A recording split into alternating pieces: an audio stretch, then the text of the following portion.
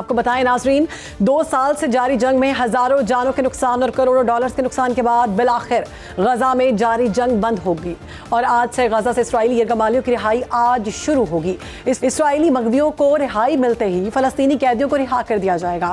غزہ امن کے معاہدے کے تحت فلسطینی مزاحمتی تنظیم حماس نے 20 اسرائیلی یرغمالیوں کو رہا کر دیا۔ اسرائیل کی جانب سے 1700 سے زائد فلسطینی قیدیوں کی رہائی عمل میں لائی جا رہی ہے۔ عرب میڈیا کے مطابق حماس نے آج مرحلہ وار تمام 20 اسرائیلی یرغمالیوں کو رہا کر دیا۔ پہلے مرحلے میں 7 اور دوسرے مرحلے میں 13 یرغمالیوں کو رہا کیا گیا۔ عرب میڈیا رپورٹس کے مطابق اسرائیل سے رہائی پانے والے فلسطینی قیدیوں کو جنوبی غزہ کے النصر اسپتال میں لایا جائے گا، جہاں انہیں طبی امداد دی جائے گی۔ دوسری جانب حماس کے سیاسی بیورو کے سینئر رکن غازی الحماد کا الجزیرہ سے گفتگو میں یہ کہنا تھا کہ اسرائیلی فلسطینی قیدیوں کی فہرستوں میں تبدیلیاں کر رہے ہیں۔ انہوں نے خبردار کیا کہ اگر عالمی دباؤ برقرار نہ رہا تو اسرائیلی وزیر اعظم نیتن یاہو دوبارہ جارحیت پر اتر آئیں گے۔ آج مصر کے شہر شرم الشیخ میں آج غزہ امن معاہدے پر دستخط کی باقاعدہ تقریب منعقد کی جائے گی۔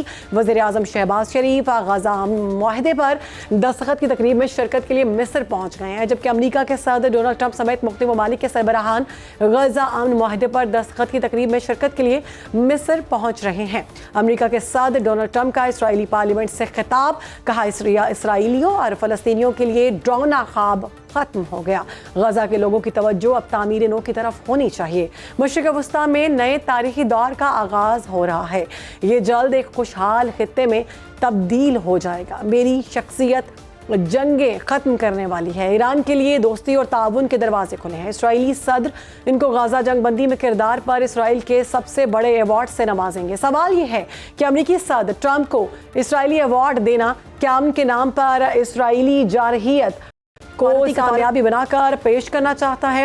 2 سال بعد غزہ میں جنگ بندی، کیا یہ اسرائیل کی ناکامی کا اعتراف ہے یا عالمی دباؤ کے سامنے جھکنے کا نتیجہ؟ حماس نے پہلے مرحلے میں اسرائیلی یرغمالیوں کو رہا کیا، مگر اسرائیل نے قیدیوں کی فہرستوں میں تبدیلی شروع کر دی۔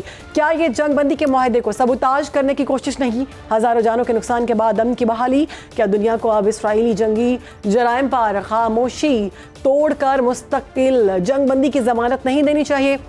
اسی معاملے پر بات کریں گے۔ ہمارے گیسٹ ہمارے ساتھ موجود ہیں۔ خالد چشتی صاحب نے ہمیں جوائن کیا ہے، دفاعی تجزیہ کار ہے۔ بہت شکریہ خالد صاحب پروگرام میں وقت دینے کے لیے۔ 2 سال کی مسلسل بمباری کے بعد اسرائیل کا جنگ بندی پر آمادہ ہونا، کیا اس کی فوجی ناکامی ہے یا عالمی دباؤ؟ بھی بہت شکریہ شہر بانو، آپ نے انوائٹ کیا۔ یہ دیکھیے، یہ تمام فیکٹرز مل کر سب کچھ یہ سچویشن یہاں تک پہنچی ہے۔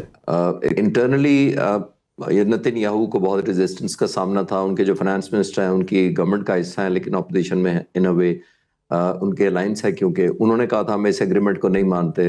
ان پر مقدمے چل رہے ہیں عدالتوں کے مقدمے چل رہے ہیں نیتن یاہو پر۔ ایک یہ انٹرنل پریشر تھا، قیدیوں کی رہائی نہ ہونے کا بہت زیادہ پریشر تھا نیتن یاہو پر، کیونکہ قیدیوں کے جو فیملیز تھے اور کوئی ڈیڈ باڈیز تھیں حماس کے پاس، وہ بہت زیادہ پریشر تھا کہ وہ اپنے گھر میں واپس لانے میں ناکام ہوئے ہیں۔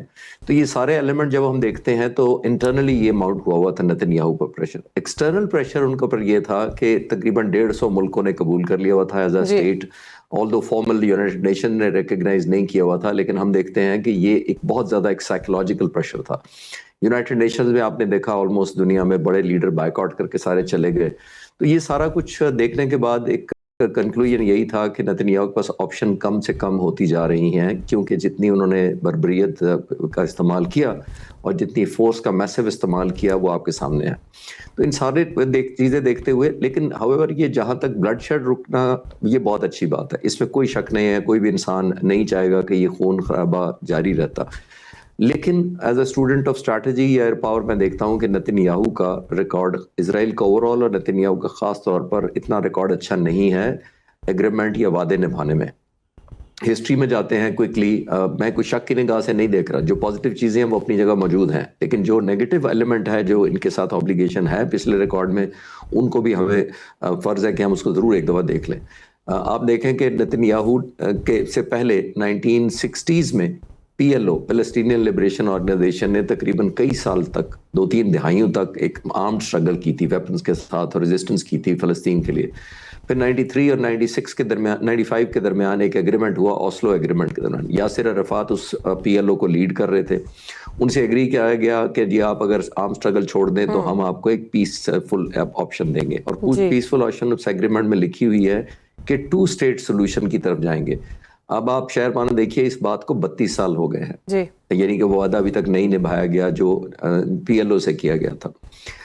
اب جو معاہدہ ہو رہا ہے اس کے اندر جو باقی چیزیں پازیٹیو ہیں، لیکن جو چیزیں کنسرن کرتی ہیں as a student of strategy وہ میں دیکھتا ہوں کہ بنیادی طور پر ایک اس کے اندر یہ لکھا ہوا ہے کہ اگر یہ پیس کا اگر معاہدہ جو ابھی ہوا ہے پریزنٹ حماس کے ساتھ، اور اگر کہیں وائلیشن ہوا، کسی پارٹی نے نہ اس کو آنر کیا، تو ون سائیڈڈ ظاہر ہے فلسطین کو کے خلاف یا عربوں کے خلاف اسرائیل کو حق ہوگا کہ وہ کنفرنٹ کرے اور اپنا پل آؤٹ کر لے. اوپر سے پریزیڈنٹ ٹرمپ نے کہہ دیا کہ اگر کوئی ایسا ہوا تو میں پھر نتن یاہو کے ساتھ کھڑا ہوں گا. تو جہاں تک سب کچھ پازیٹیو ہے، نتن یاہو کی دیکھتے ہوئے ٹریک ریکارڈ خدا نہ خواستہ یہ نہ ہو کہ وہ کسی سٹیج پر پل بیک کریں، چاہے وہ کسی کے مس گیونگ کی وجہ سے اور چاہے وہ خود ہی فالس فلیگ آپریشن کروا کے حماس کو بلیم کر دیں یا کسی ایسے نیٹ ورک کو بلیم کر کے وہ کہیں کہ جی کیونکہ معاہدہ فلاں پارٹی نے وہ کیا ہے، بریک کیا ہے، تو میں پل آؤٹ کرتا ہوں. ظاہر ہے حماس کے پاس جو لیوریج تھا وہ صرف یہی قیدی تھے جن کا آپ ذکر کر رہی ہیں، اور یہی جو ڈیڈ باڈیز تھیں وہ اگر دینے کے بعد ان کے پاس بارگیننگ چپ ختم ہو جاتی ہے. تو اللہ کرے ایسا نہ ہو، لیکن میں صرف اس ایلیمنٹ کو اس لیے ہائی لائٹ کیا ہے کہ یہ ایک ذہن میں رہنا چاہیے کہ وہ ایسی کوئی جس کو کہتے ہیں نا مس ایڈوینچر یا انفارچونیٹ جو بٹریل نہ کریں پورے ایگریمنٹ کو. جی ٹھیک. خالد صاحب ابھی سے کچھ دیر پہلے ہم نے دیکھا کہ اسرائیلی پارلیمنٹ میں ڈونلڈ ٹرمپ کی جانب سے گفتگو کی گئی ہے. اس گفتگو کو آپ کیسے دیکھتے ہیں؟ اس میں ایران کا بھی ذکر کیا گیا، اس میں پاک بھارت جنگ کا بھی ذکر کیا گیا، دیگر معاملات کو بھی زیر بحث لے کے آئے. انہوں نے کہا کہ اب غزہ میں توجہ جو ہے نا وہ ساری تعمیر نو کی طرف ہونی چاہیے. تو ساری گفتگو کو اگر آپ کنکلیوڈ کریں تو کس طرف دیکھتے ہیں آپ؟ دیکھیے شہربانو، جو 2 سال تقریباً پلس یہ بمباری جاری رہی اور 60-70 ہزار لوگ شہید ہوئے اور لاکھوں بے گھر ہوئے، اور ظاہر ہے جو ظلم ڈھائے گئے اس بچوں پر، عورتوں پر وہاں پر، یہ پوری دنیا مجرم ہے اس جرم کی. اور یہ پوری دنیا پر لازم ہے کہ اس کو اب ریکوری میں مدد کریں لوگوں کی. کوئی چیز وہاں انفراسٹرکچر نہیں بچا، اسکول نہیں بچے، بجلی گھر نہیں ہے، وہاں ہاسپٹل کوئی نہیں ہے، اور دندناتے پھر رہے ہیں اسرائیلی وہاں پہ سولجر، اور بڑا پرائڈ لیتے ہیں کہ ہم نے بڑا کچھ کر لیا. دیکھیے ہم سب پوری دنیا جو تقریباً 8 ارب آبادی ہے، ہم قصوروار ہیں ان فلسطینیوں کے جن کے ساتھ 1948 میں وعدہ کیا گیا تھا جب برٹش رول تھا، فرینچ تھا. انہوں نے جوائنٹلی صرف 15% صرف اس وقت جیوز تھے اس ایریا میں، جو پورا اسرائیل اس وقت نہیں تھا. ان سے وعدہ کیا گیا تھا کہ آپ اگر ایگریمنٹ کریں تو آپ کو ہم پیسفل سیٹلمنٹ دیں گے. میں 78 سال پرانی بات کر رہا ہوں. پھر بدقسمتی سے دنیا نے یہ دیکھا کہ پوری دنیا سے جوز کو لا کر اس ایریا میں آباد کیا گیا، پھر ان کی پاپولیشن میں اضافہ کیا گیا. پھر یہ جب 45 اور 55 اور 45 کی ریشو آ گئی تو پھر 2 اسٹیٹ کی تھیوری چلائی گئی، پھر بھی فلسطینیوں کو دیے بغیر ایک اسرائیل بنا دیا گیا. تو یہ 78 سالہ ہماری غفلت ہے اور ایک اوور لک کیا گیا ایک ریالٹی کو جو فلسطینی ہیں، جو ان کا حق بنتا تھا. تو میرا خیال ہے تقریروں کی حد تک جو سپیچز ہو رہی ہیں وہ تو خوش آئند ہے، لیکن اس کی امپلیمنٹیشن ہونا ظاہر ہے ایک بہت خواہش بھی ہے. ہر شخص چاہے گا، کوئی بھی نہیں دیکھنا چاہتا خون خرابہ ہو اس دنیا میں، اور ایک کنٹینیوڈ بلڈ شیڈ جس کی ون سائیڈڈ ہے، جس کو کوئی اکاؤنٹیبل نہیں کر رہا، اس کی صرف اور صرف کمپنسیشن یہی بنتی ہے کہ دنیا اب اس کو ری بلڈ کرنے میں مدد کرے without any self national interest, بجائے کوئی کنڈیشنز لگانے کے اور بجائے اپنے مقاصد کو ابھی بھی حل کرنے کا ایک پلیٹ فارم بنانے کے جو غزہ کا ہوا ہے، اس کے بغیر ہمیں آگے چلنا چاہیے. بالکل. ابھی جیسے کہ آپ نے بھی ذکر کیا کہ 2 سالہ جنگ کے بعد پیدا ہونے والا جو انسانی المیہ ہے اس کی اگر ہم بات کریں تو کیا عرب دنیا اب اس پر متحد ہی رہے گی اس سارے معاملے پر؟ کیونکہ ابھی تو ہم نے دیکھا کہ متحد ہوئی تھی، اب غزہ کی تعمیر نو کے لیے متحد ہو پائے گی یا نہیں، یا صرف یہ تصویری باتیں ہو رہی ہیں؟ دیکھیے شہربانو، جیسے میں نے پچھلے سوال کے جواب میں عرض کیا کہ دیکھیے ہمارے پر قرض ہے یہ فلسطینیوں کا، ہمیں متحد ہونا پڑے گا تمام مسلمانوں کو، تاکہ اسرائیل کو خاص طور پر نتن یاہو کو کوئی ایسا بہانہ نہ ملے اور وہ ایسا ریفیوز نہ کرے جس کے تحت وہ دوبارہ انڈو کر دے سارے کا سارا. جیسے میں نے پچھلے سوال کے جواب میں کہا تھا کہ حماس کے پاس اور فلسطینیوں کے پاس تو بارگیننگ کے چپ اب نہیں رہی، کیونکہ انہوں نے قیدی رہا کر دیے، ڈیڈ باڈیز دے دی، تو اس کے بعد کیا آپشن رہ جائے گی نیگوسیشن کی. اور یہی میں خطرہ محسوس کر رہا تھا کہ جو نتن یاہو کوئی ایسا آؤٹ سمارٹ نہ کرے، آؤٹ منور نہ کرے، کوئی ایسی مینپولیشن نہ کرے جس کے تحت وہ اپنا مقصد بھی حاصل کر لے اور ٹیک ہوم ان کے لیے یا ان کے لیے کچھ بھی نہ بچے.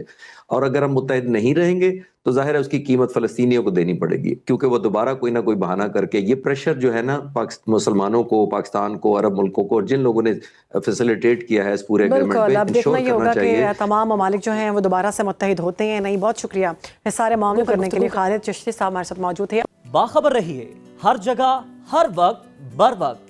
ابھی سنو نیوز کا یوٹیوب چینل سبسکرائب کریں اور بیل آئیکن پر کلک کریں اور جانیے ملکی اور غیر ملکی حالات و واقعات یقین کے ساتھ.